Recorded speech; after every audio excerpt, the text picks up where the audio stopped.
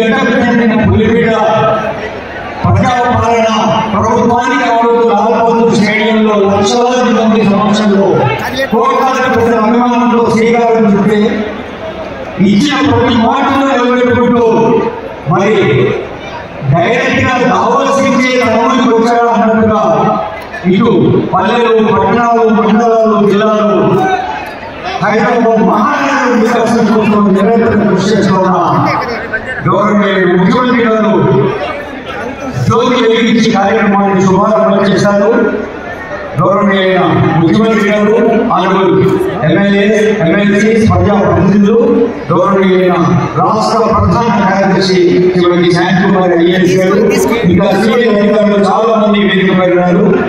ప్రజాప్రతినిధులందరికీ senior officers మన chief secretary గారు,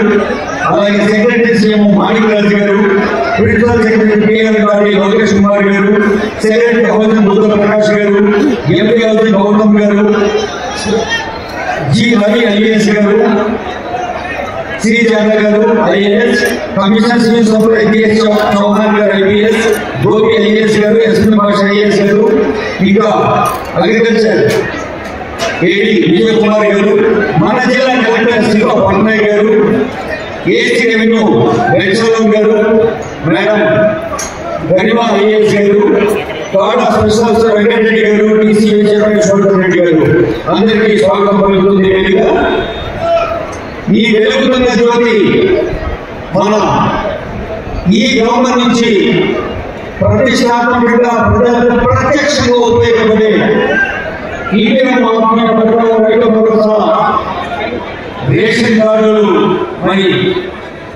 Indian ఇళ్ళు, ఆత్మీయ భరోసా. భరోసా అంటేనే ప్రజాపాలన ప్రభుత్వం, ప్రజల కోసం ప్రజలకు చెందించే ప్రజాస్వామ్యానికి పరిపూర్ణమైన అర్థాన్ని ఇచ్చిన గణతంత్ర దినోత్సవం రోజు మనకు సీఎం ప్రత్యేకించి మన ఊరు రావడం మనందరూ అదృష్టమని భావిస్తూ ఇప్పుడు గౌరవనీయులైన ముఖ్యమంత్రి రేవంత్ రెడ్డి గారు ఒక సాంస్కృతిక పునరుజ్జీవనం కల్చరల్ రినేసాన్స్ అన్నట్టుగా తెలంగాణ గీతాన్ని తెలంగాణ జాతికి అంకితం చేశారు. అందరూ